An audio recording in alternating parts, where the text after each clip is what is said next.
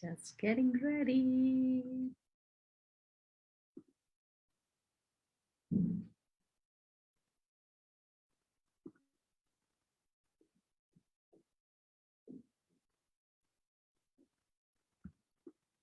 Okay. Good evening, good morning, friends who are watching us on day 7 of Vagina Monologues. It's a Vagina Monologue season at She Stands Tall project, and today we have another beautiful evening coming up for you. And so before I start, I once again want to thank um, everyone who has been watching, who has been sharing so generously your feelings, how you're being moved by the readings and the pieces. And I want to also acknowledge everybody who really um, shared your appreciation and heartfelt acknowledgement of Shweta and Sindhameri yesterday, the founder and her peer from Born to Win. And so I'm going to be composing all the messages that you, and sending it to her in a couple of days. And I also want to remind you that, we can all support their cause by getting the calendar. And I will be sharing details about that in the coming days. So you can get your copies gifted to friends. And this is a great way to support Born to Win. So today we have a very beautiful piece. Are you all ready for it? And we have the piece, and then we are going to have a discussion. And the way Eve Ensler describes this, I always find it very interesting. She says this next monologue is based on an interview I did with a woman who had a good experience with a man. Yeah, so that's what we're going to see. The story of a woman who had a good experience with a man, and the reading is held by 3 women. So let's begin with our show tonight.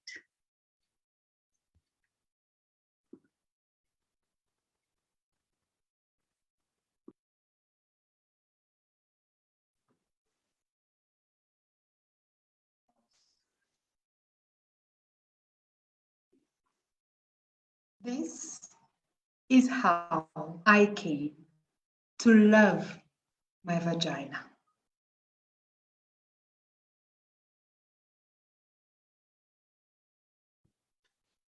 It's embarrassing because it's not politically correct.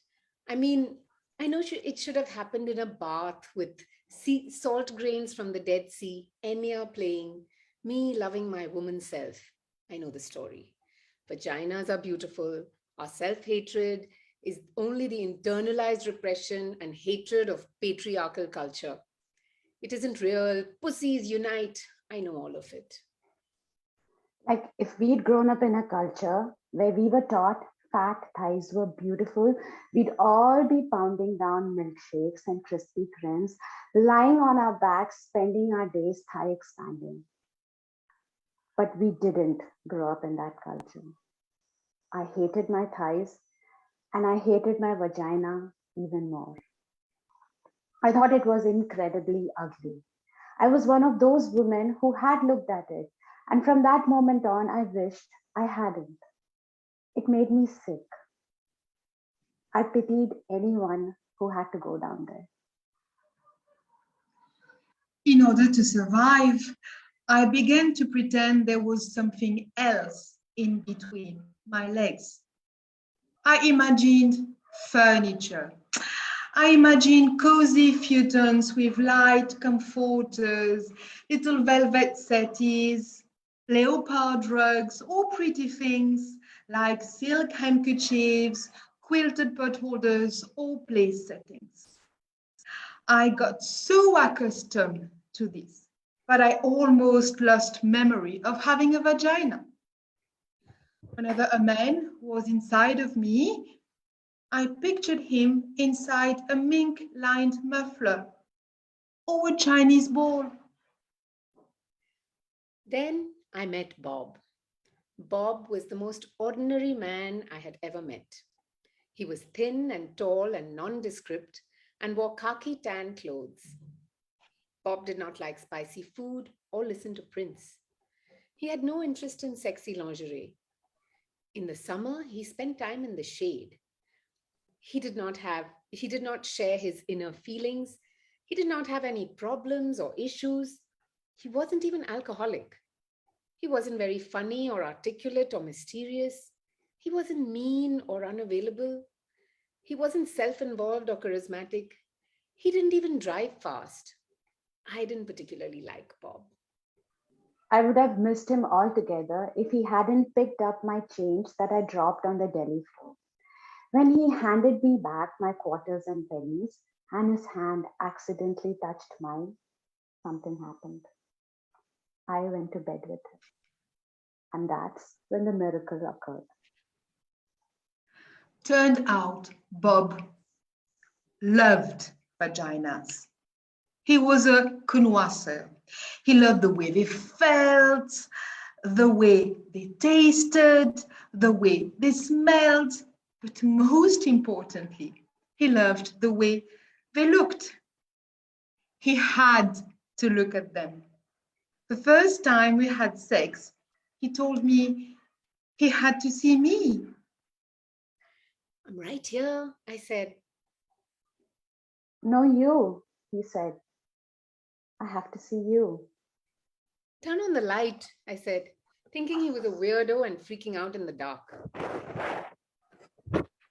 He turned on the light. Then he said, okay, I'm ready. I'm ready to see you. I'm right here, I waved. Right here. Then he began to undress me. What are you doing, Bob? I said. I need to see you, he replied. No need, I said. Just do it. I need to see what you look like, he said. But you've seen a red leather couch before, I said. Bob continued. He would not stop. I wanted to throw up and die. This is awfully intimate, I said. Can't you just do it? No, he said. It's who you are. I need to look. I held my breath.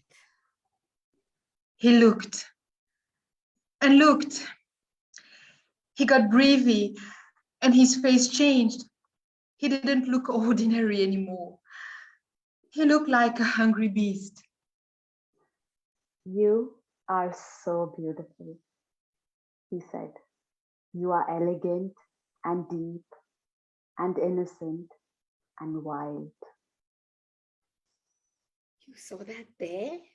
I said. It was like he read my palm. I saw that, he said, and more, much, much more. He stayed looking for almost an hour, as if he was studying a map, observing the moon, staring into her eyes. But it was her vagina. In the light, I watched him looking at me, and he was so genuinely excited, so peaceful and euphoric. I began to get wet and turned on. I began to see myself the way he saw me. I began to feel beautiful and delicious, like a great painting or waterfall. Bob wasn't afraid. He wasn't grossed out. I began to swell, began to feel proud, began to love my vagina. And Bob lost himself there. And I was there with him, in my vagina. And we were gone.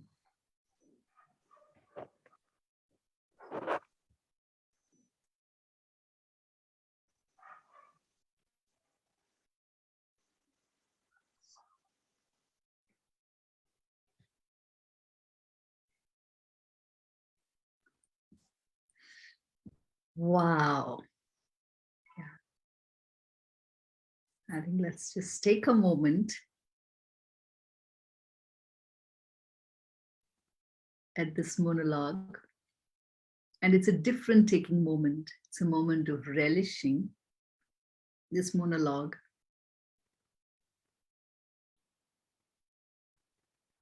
And relishing the woman who had a good experience with a man, and relishing the man with whom the woman had a good experience, and relishing the experience itself.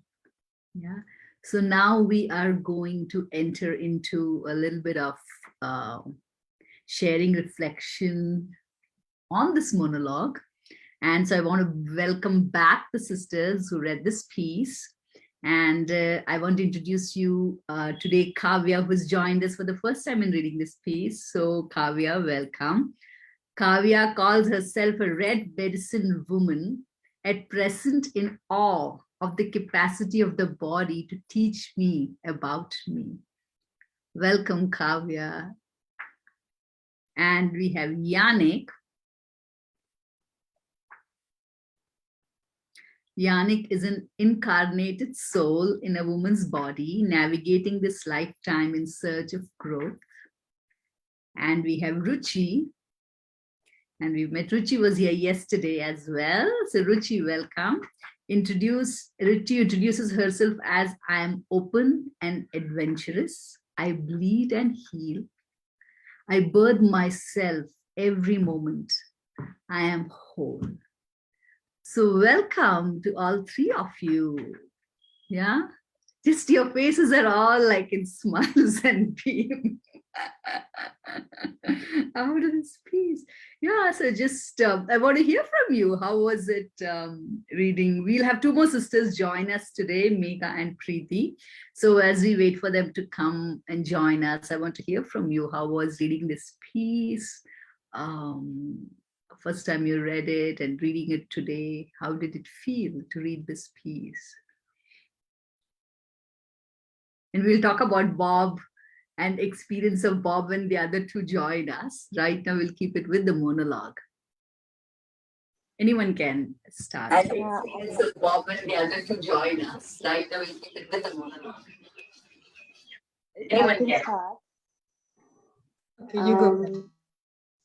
Yeah.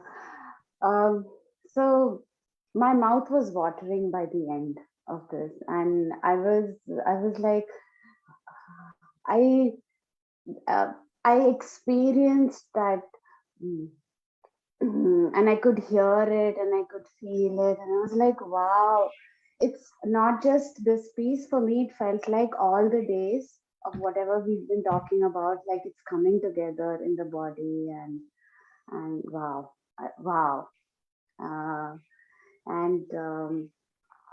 The first time I read it, I was reading out of curiosity and as to, okay, what is this? What is this about? Let me read. And from there to now, even when we were rehearsing just before, I was present. I was like, wow, this is feel good. But right now, there's something about just creating that atmosphere of, let's say, performance, or just being there and doing it. That moment, I was flowing with the piece. And earlier, there were many memories intermingling with each other when I was reading the piece. And right now, when we were doing this together, I guess what was more relevant like popped up. And what stays with me is, wow, that let me talk about me. I've had some good experiences in my life, and yet somehow our memory latches on to the bad experiences, and the good experiences kind of get hidden. And by the end of the piece, that kind of in feeling came out for me. Yeah, I guess that's why my mouth was watering, and I was like, wow, yeah, I remember. Yeah. It's so interesting that the mouth watering and the vagina, right? The connection, it's so interconnected. And even with the nerves endings and things like that, there is a connection, even in that way. with the dorsal and ventral system. It's a connection. So it's yeah. How about for Yannick and Ruchi? Yeah, for me, the word that stays for this piece is delicious. It's even something that's in the piece. And yes, like Kavya says, cherishing a lot of, experiencing having uh, my vagina honored in a similar way is, yeah, you feel good about that. And yeah, the journey of like reading it by myself, and then somehow in the live it's very different. Like it just really came alive. Like it's like I imagined it real, everything felt so alive, and was beautiful to sort of move through that. And yeah.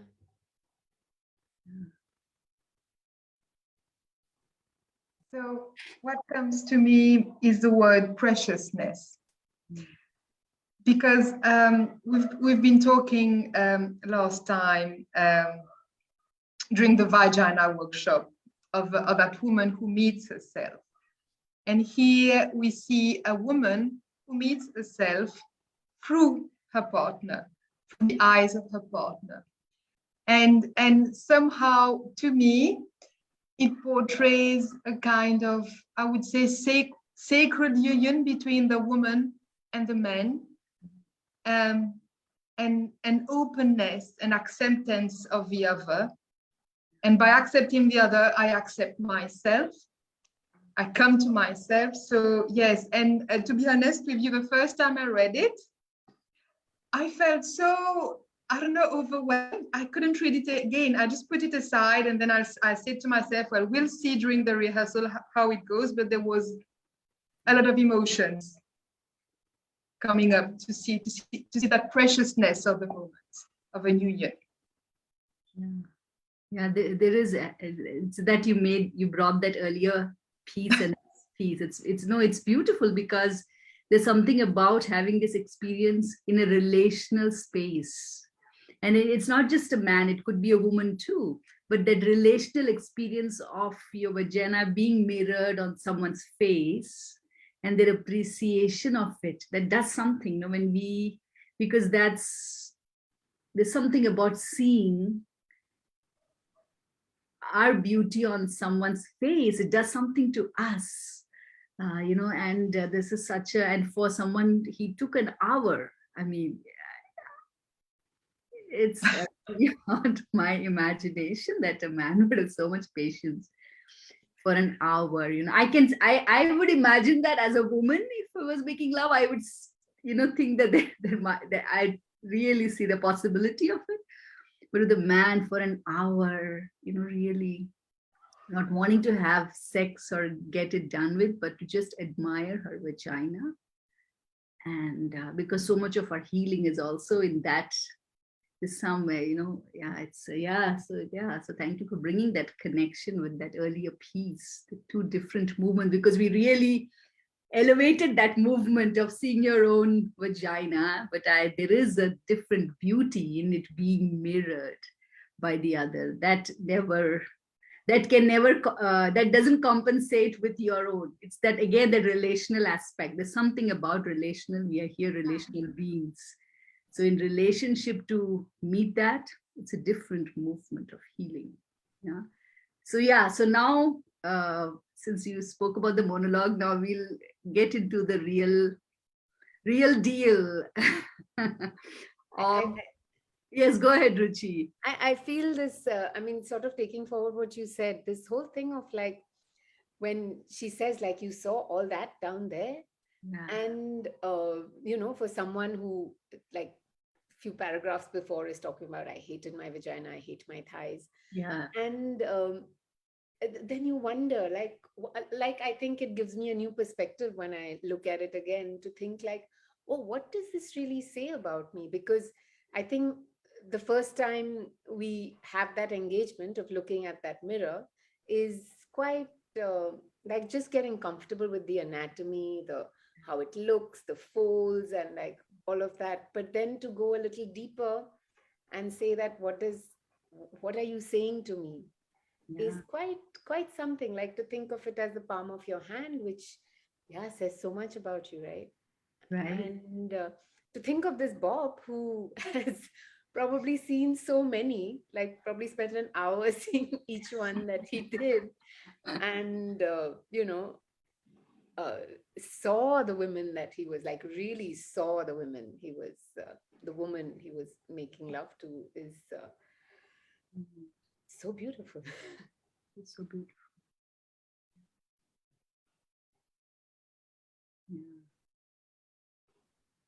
So beautiful. And what comes to me is all the romantic books, all these Mills and Boons and all these fiery romance. It is so fast. The guy takes it's like absolute. When it happens in real life, there's no fun in that actually. It's you want it slow. You want to be seen. You go from these things that you've read and you're like, it doesn't feel like that. That's what I want. At some point you feel like, what is this? So that, what we are told, have you ever read a book where a guy is looking at any romantic novels where a guy is really, or have you ever, actually movie, I can say the only movie I've ever seen is Parched, in which the guy, I don't know, have you guys seen the film Parched? You guys have to watch it. It's a woman's film about these three women and how this girl will say that she would have so much pain. She would say, there is this man in the desert. When you go to him, he will heal you. And how, and he's a kind of, they didn't know who a Bob is. So they again created a tall, dark, that's not the guy. But, but though he takes this time to make her feel, and he sees her, and, to the best of their knowledge, they try to show it. But but it's not shown anywhere. So as women, how do we know that even if we like it, that we can ask for it and we can wait for it, we can guide a man towards it? I'm opening this, this is just what came for me, and I'm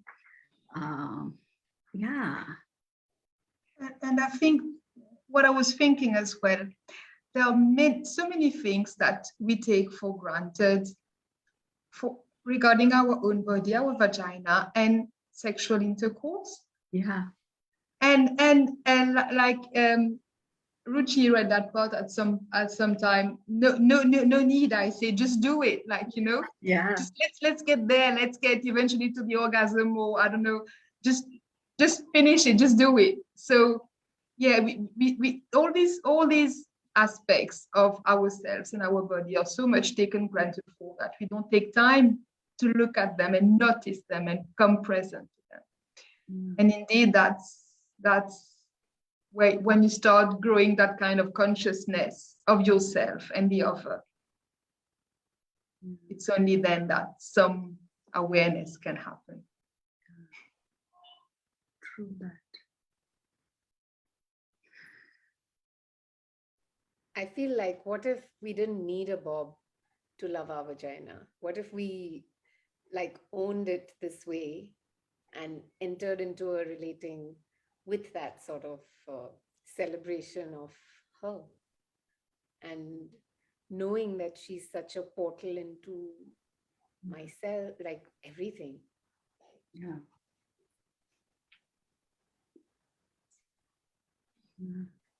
And still Bob is fun. Yes. The whole point of being, I feel I want to say that, because I can say that 15, 20 years ago, I wouldn't have said that.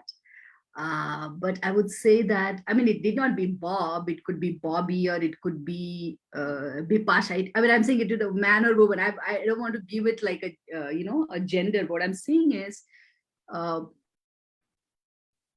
there is something in the relational experience.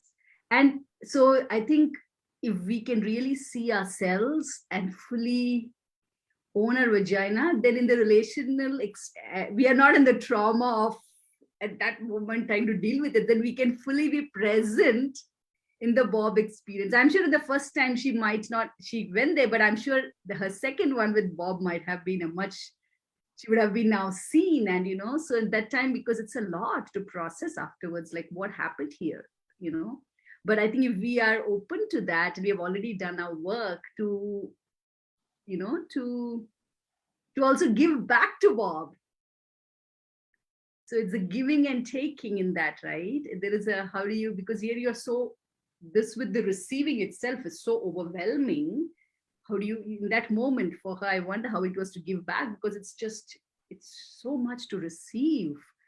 Like, how are you giving me so much? It's kind of like that, right? And so it's just, I think when we are, yeah, because I know that I was not that person when I married.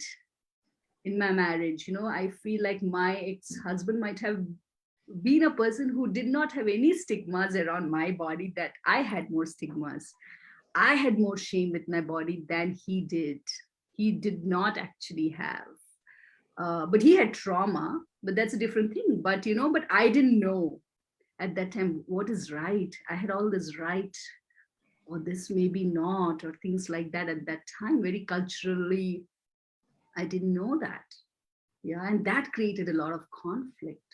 But by the time I did my work, we had moved quite apart, But so I think what you're saying, Ruchi, is it's very important for women to have also had. I wonder if where I am today, and who, if I had this at that time, it would have been a different me. Yeah. I kind of agree about the relational aspect of it. What comes for me is the tenderness. You are young when it's happening for the first time and you're discovering it in the relational space. Ideally in the sense that in a world where we are not bogged down by narratives, you're discovering it together at a very tender and young age, and you're learning about it together, about each other's. And I kind of have had that experience in my life where I did not know anything about anything when I entered it. And then the narratives filled in as I grew older, and then I had to work back. So I feel that the need to learn so much and do so much work on ourselves is because of us, of the narratives surrounding us. So it feels very natural to me to learn about my vagina in a relational space. And I've like, that's one of the experiences that I cherish. Like, I didn't know anything when it happened to me the first time. When I slept with someone for the first time, I did not know anything. So, and my body still remembers the experience. I don't have words for it. My body remembers what happened to me, how I entered it, and what it felt like. And yeah, like, I don't have words for it. And then later when I learned about the word, and then I had to go back into myself, and then the words came. Yeah, so then the words came. Yeah, I wanted to share that there is something definitely there about learning about yourself, about your vagina in a relational space. And when I say that, and when I say learning about your vagina, I still feel incomplete, because you are learning about well, if there's a vagina, there's a penis, in my experience, or there is another, let's say there is another, or there is another vagina. There is, so it's those are names again, but it is something. It's you. I guess it's you. It's me and you getting together in that intimate space. Yeah. We need to have red tents everywhere, where girls get to see their vaginas with their mothers and everybody together. It need not be, it's just like looking at your breast. Even that girls don't do, So we need to have those spaces like where we Yeah.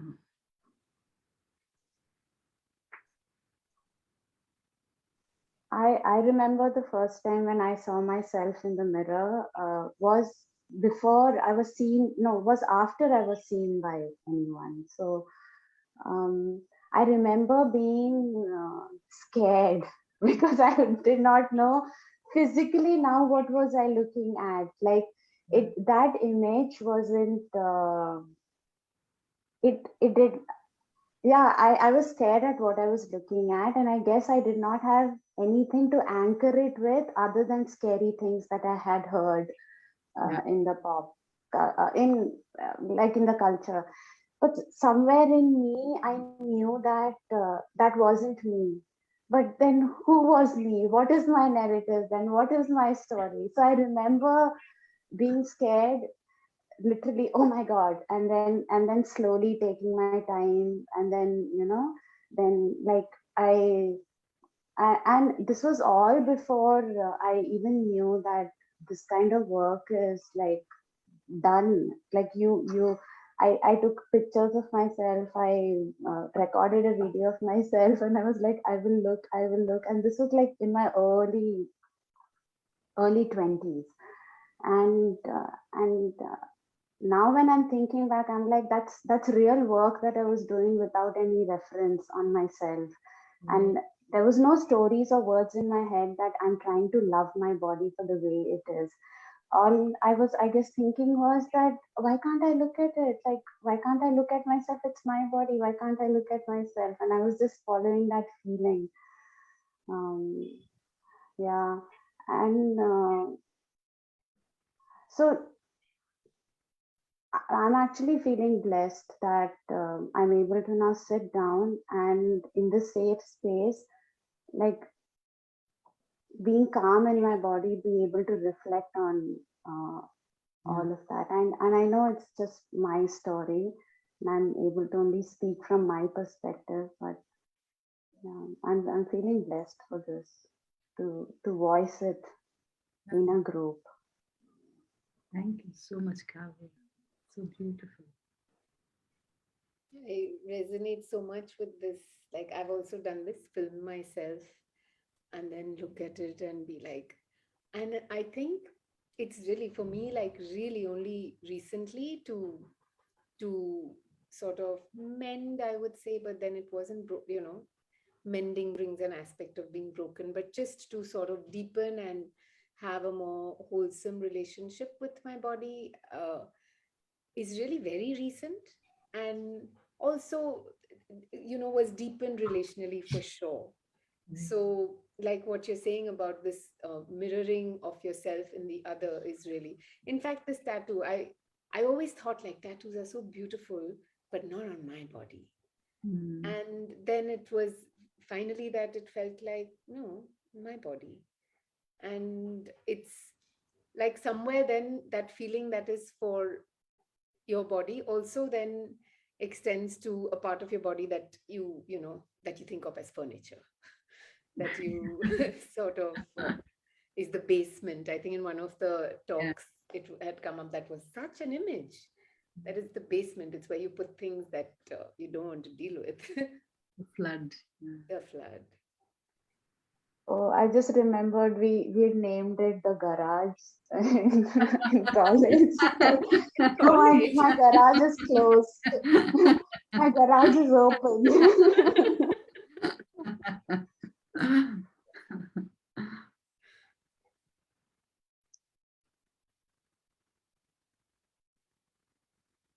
Megha, you've been quiet. Okay, now.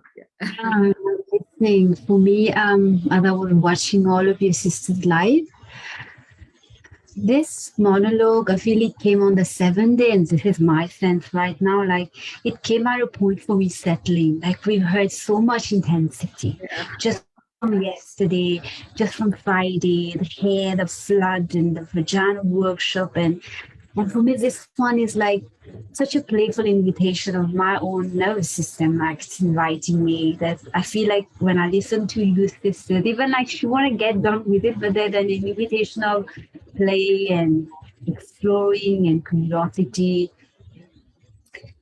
And I absolutely resonate with the fact that as much as we see women, women better have their own relationship with their vagina. I'm like, my relationship with my vagina has been on full rewire mode. Like I'm on day 7 here, and it's in relating with all of you. So I feel like when we say I better need to know, and it's hitting me hard. Like I'm never gonna know myself that much, but it's gonna deepen in relating with.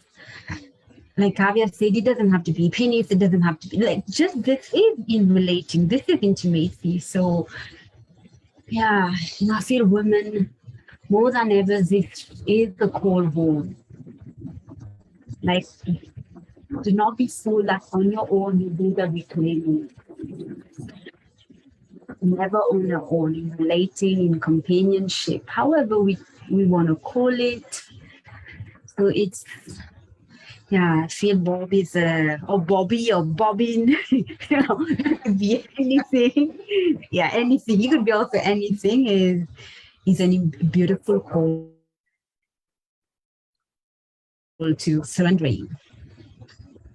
And surrendering doesn't happen until I move into rest and I just am connecting. And so, and for me, if I feel like this is not trauma trigger role today. This is for me. I can speak for me. Yeah. I hope for other women and men who heard this is through the monologue might invite themselves into this invitation and movement. When you discover me and I watch you discover me, it's gonna shake my ground. Yeah. But I definitely is gonna plant seeds there. It's gonna, yeah, probably it will rewire my way. I'm gonna discover myself in relating with you, even when you're not here physically. I'm going very aware of this now. I will keep discovering myself in relating with all of you sisters. We won't be here physically, like none of you is physically here.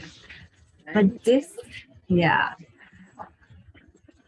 And as I hear you, I want to also add this. This has nothing to do with sex. Another woman seeing a vagina or a man seeing need or need not be about sex. Just the experience of seeing and appreciating that you could appreciate a vagina, whether you have sex or not, is irrelevant. You know, it's not the next course of action. You see, I think that's what I also want to share with those who are watching. Just because you see the vagina doesn't mean it does. No. You still see a vagina and hold that experience, even for a man to hold that experience. I think it's this learning, like when you look at a forest or when you look at a flower, you don't have to pluck it. We always see something, you see a forest and you think, if my flat was here, if I build a home here, or my sunset, we are immediately already penetrating it or thrusting into it. So we don't really know how to just hold, because it makes us so vulnerable to hold something so vulnerable, and someone being so vulnerable with us. Nature is so vulnerable with us, so honestly open and free, and showing her complete nakedness, and to just hold it and receive it. It's for me. I receive it, and I don't immediately have to go and jump on it. I think it's the same movement. It's not a different movement. And I think that kind of inhibition also teaches us to, the way we honor woman is exactly the way we will learn to honor earth, and the way we honor earth is exactly the way we will honor a woman. They are not separate. This I am so very clear about it. They are one and the same. We are one, and that's not we are one and the same. Me and earth are not different. And I think this has to really hit hard if things have to change. We can't talk about environment if we don't talk about women and our bodies. And so we need Bobs who can not just enjoy vaginas, and then he can look at nature and say, it's fine. I don't need to put a lawn here. I love this wild grass. I love this. Yeah, I love native plants. I love that. Yeah, I don't know. It just came. It came with too much force. I didn't. Yeah, I didn't see this coming. But yeah, I think Yeah, I say when you that. say that, Rekha, yeah, thanks for bringing that up because I was in that context of intimacy between people. Mm. So what resonates with me here when you bring that up is that having that ability, the patience, the freedom, the liberty to just enjoy each other's body, just enjoy or just see, uh, and uh, and taking that time, slowing down, it feels for me then it comes back to like who we are as people Yeah. in this present world that we live in. So I cannot not bring in the capitalist culture and consumerist culture that we are currently living in, because it is a reflection of that. If we are not slowing down in other things, in our everyday little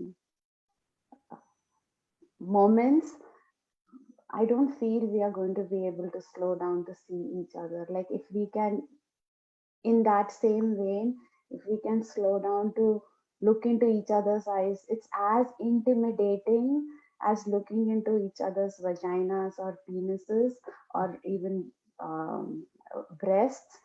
It's as intimidating, or maybe even more for some More. people, Yeah. to look into each other's eyes and like take that time and become like really present.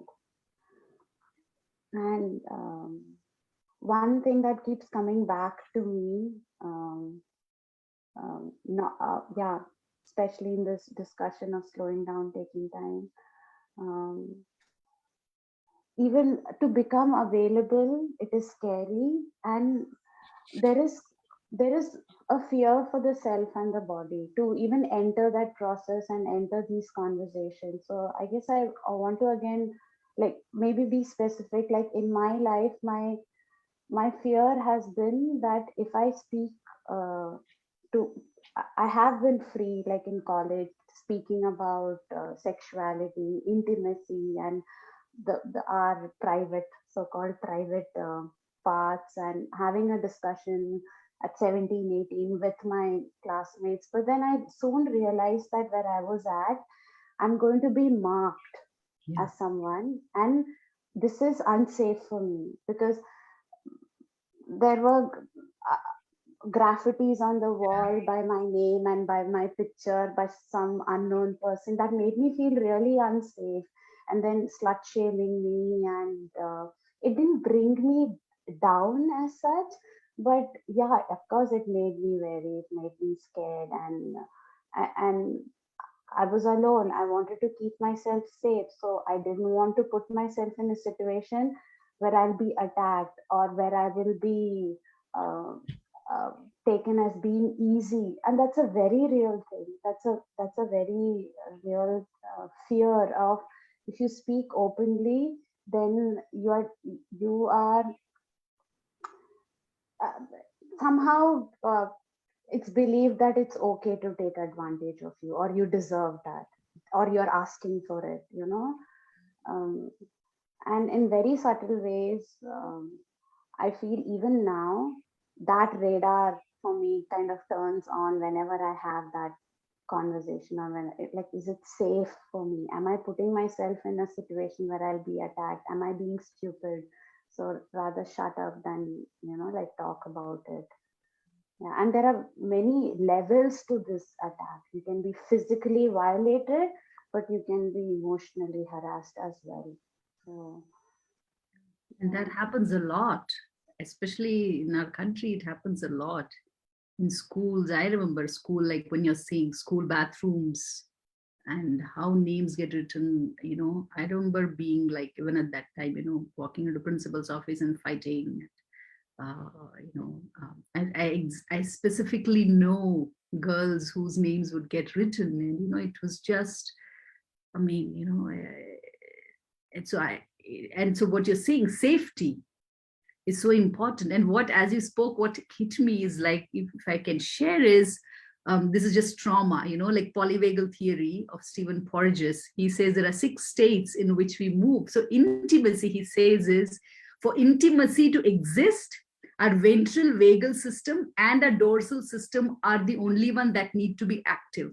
The sympathetic nervous system should be fully in rest mode.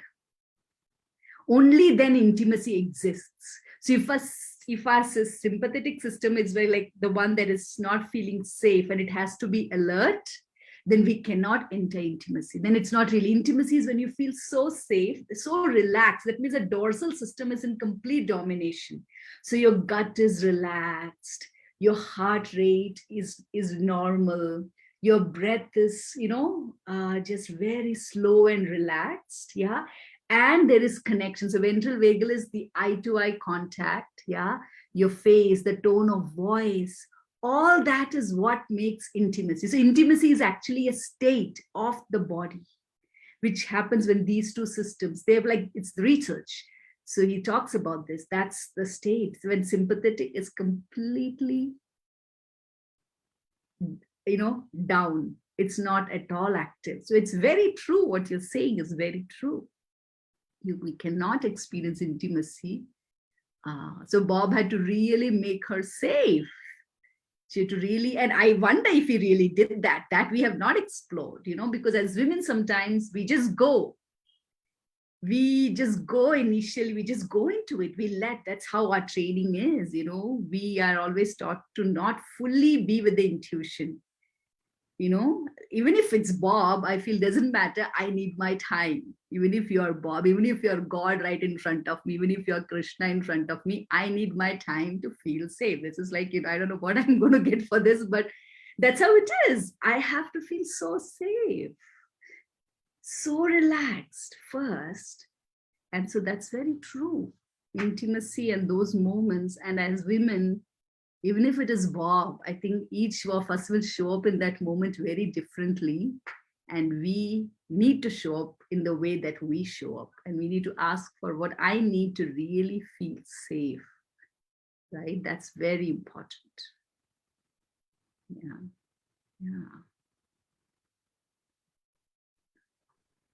To talk about something, I'd like to talk about something that has triggered me. A few words that have triggered me in that piece. There's politically correct. And I was triggered as well when she said, something happened. I went to bed with him. And after my first reading, somehow those two expressions, but especially I went to bed with him like it was in my head, and I became present to that, and I thought to myself, from all that you've been reading, from the intensity of the emotion towards the end, why are you staying with that? And somehow I realized that in my own narratives, although I say that I am liberated, I am free in my body and all this, somehow in the narratives I have of me as a woman, there's something about sleeping with a man, like right away, or quickly. And that brought me to a conversation I had recently with my daughters, and they were asking me, how many boyfriends did I have? So, Mom, how many boyfriends did you have in your life? And I was like, okay, what's the politically correct answer here? Because, and I ended up counting like the serious boyfriends and discarding the casual ones, because at the same time, I was conscious of what model, what example, what image am I, what message am I sending to my girls? And at the same time, I realized that I still have all those narratives about what a woman should do, how she should behave, what she shouldn't do. And my daughter is listening to me right now. she's making sure that you are saying everything. you know, and yeah, that came to me earlier during the day, and as well the politically correct for the woman, and as she was saying in the introduction, in the introduction part, she knows it's not politically correct. That's not how it's supposed to be. So feminism in the 1990s still had kind of mindset or set of attitudes or behavior that a woman was supposed to adhere to, you know, to go with, and she wasn't. That woman wasn't part of that set of behaviors. And also, I was wondering, is it politically correct? I mean, from a man's perspective, is it politically correct to look at a vagina? I mean, what's men's perspective on vaginas? And we were talking about that earlier on, just before the reading of the piece. And yeah, this is something I'm very curious about. I'm learning a lot from the woman's perspective on vaginas, and I still have a lot to learn. Yeah. But then I'm starting to get curious about the men's perspective on the vagina and the narratives they themselves receive from other men, from their mother, from their wives, from people around them, from their father. And so how does that inform their relationship and their relation to the other and to the woman, to the vagina? And yeah, I don't know if there are men listening to us, if there are men who would like to share about that in the comments or elsewhere, but I'm quite curious about that. Yeah, and that's I'm always very curious about this word. I don't understand this word politically correct. I don't understand what politics has any business to do with me and my vagina. So I really don't understand that word. What is the meaning of that word coming with me? As in, I would love if somebody explains to me that word, because I don't understand that word at all.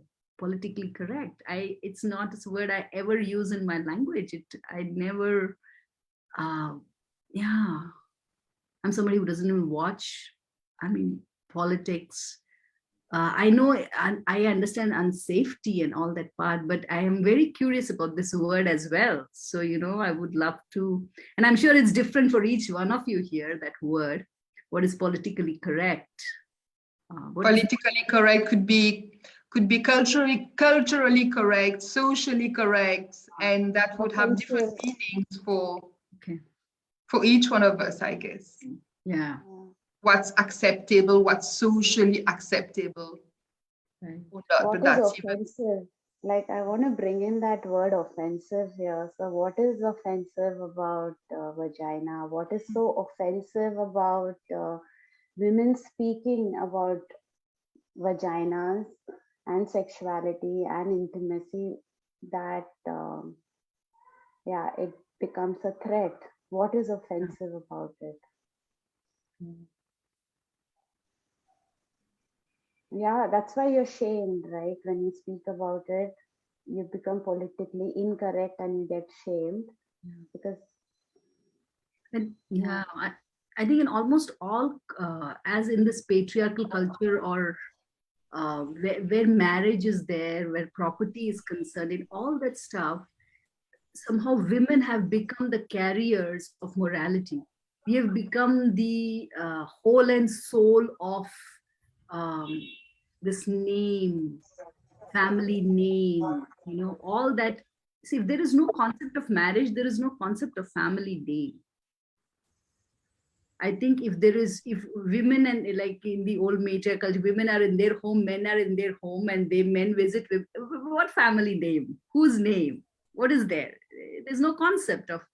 But as a woman becomes the soul connected to one man, property, land, then there's purity of my son or my daughter. And it's just, so then our vagina needs, I feel it needs to be controlled. It needs, otherwise how do you make sure?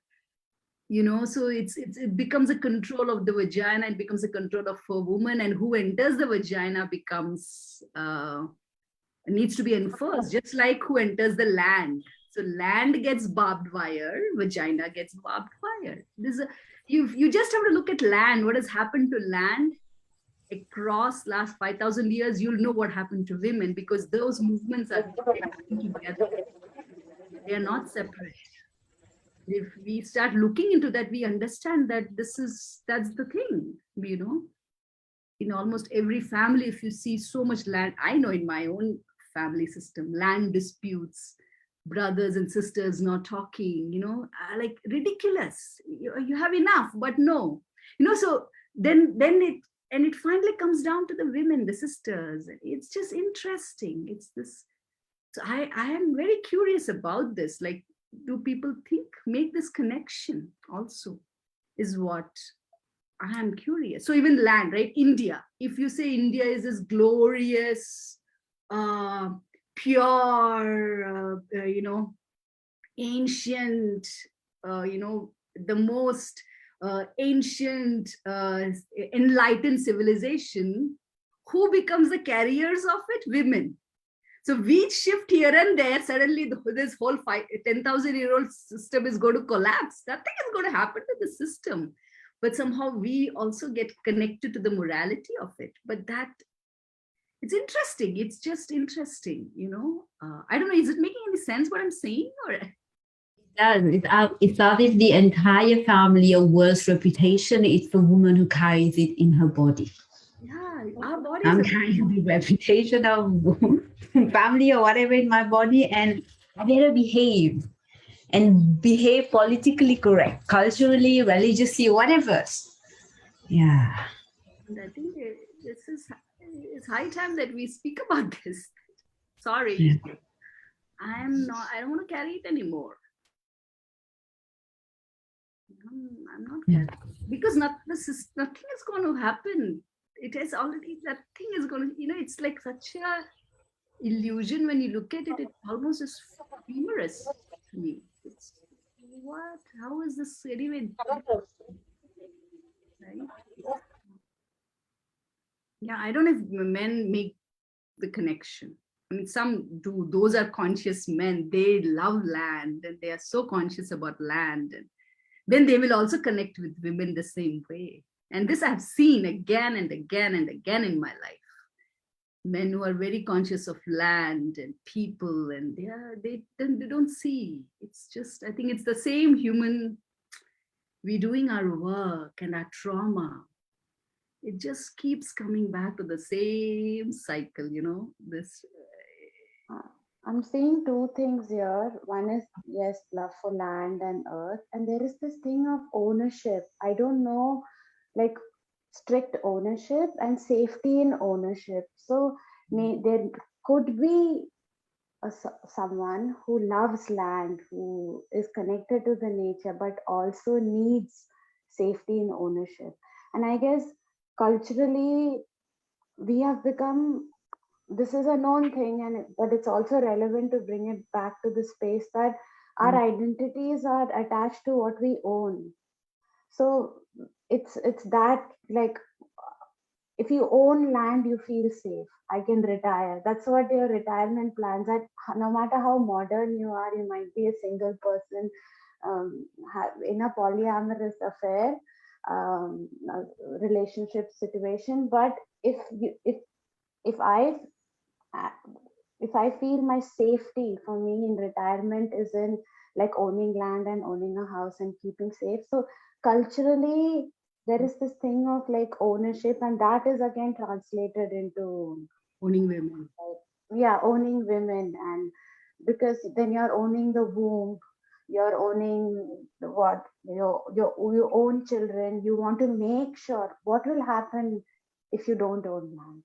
Right. Like what will happen? It's a very scary thought. Like, and yeah, if you don't own a house, if you don't have like a roof above your head, which is yours, because if it is not yours, at any point you'll be thrown out of the house. Or if you're living in a rented house, or if you're paying EMI every month for your house. There is that, like, so it's just there ingrained in everything that we do. I can't not see it. This need for ownership to feel safe, and that again translates into relationships. So if we want to go back to like, I imagine like this place of again living in communities where you're not owning each other, like a matriarchal community where you're there, you create, you have multiple relationships, and you have children all living in one house. Nothing belongs to one person. In today's world, I feel it's a scary thought to think, even for me who doesn't own anything, it's a scary thought to think that this is owned by multiple people. What happens to me? That thought is there. And then I breathe into it and then go in. But that thing is there. Okay, what about me? What about me? And that's kept alive by the system also. Yeah, that's what I was looking. That's kept. There's no escape. Like, I don't even know how to live without it. Like, I tried. My body is not ready. My mind is ready, and I was like, oh no, I have to come back. Like, I have. My body needs time to be ready in that place of like, take it. Like, I don't own, to say that I don't own, because you really don't own. No, you don't own anything. You don't even own your body. Believe you, before you can even know. You don't. Yeah. Actually, you don't own, but to be that is. Yeah. Oof, yeah. I remember the grandmothers when I went to the Australian conference. That's how they see the land. And they don't see that they own anything. They live on it. They receive it from the land, and they almost look at the modern human, because they still live on the land. Even if they have money, they work, they still live a very simple life. And they look at it and they see this, they see the disease. The disease is the owning, this illusion that human beings now have, that I own something. That is what they see as the disease. And they would laugh at it. I remember the grandmothers were having fun at it, that you think you own it. Like, wow, that's the disease. That's a disease. And I think that's something you can buy it, you can have it, but you really don't own it. I think that's the work also, to become present to it. It's not like we are going to all live in matriarchal community. That's not happening. I have come to what do you call that? I know that the world is going to get more and more technologically I don't know what's happening. These movies they show, all technological planes. I think that's coming, but doesn't matter. It still, I think, being here is not what's politically correct. But when I am with you, who am I? What is true for me in this moment? And that may not be true next moment. Just because today I have a great experience with Bob doesn't matter. Tomorrow I need to have the same experience. So tomorrow it's a new day. I will say, Bob, today I don't feel for you to see my vagina, right? So I think it's a every moment thing. We can't make it a story and a meaning and a concept and then see that person that way. I think that's, we as a culture, from head to this moment, this is the truth here, and I will meet you here. I don't know about tomorrow, if I will enjoy this, if I want it, but this moment I can only talk about. I think that is something I've been learning a lot, to just be here and to know that you may not, this may not happen. So this moment is precious, and tomorrow, who knows? I think that's I'm learning that. That's my movement of learning, and then nothing really matters to me. Yeah. So even as we are doing Vajana monologues, those who are watching, this is something I would say, that don't make this a fantasy you want to have or live, because you will not, it will not come to you there. It is not going to happen. It's in what is true for me here, you know. So then it's a different thing, right? I mean, it's a very different thing. Yeah. Yeah.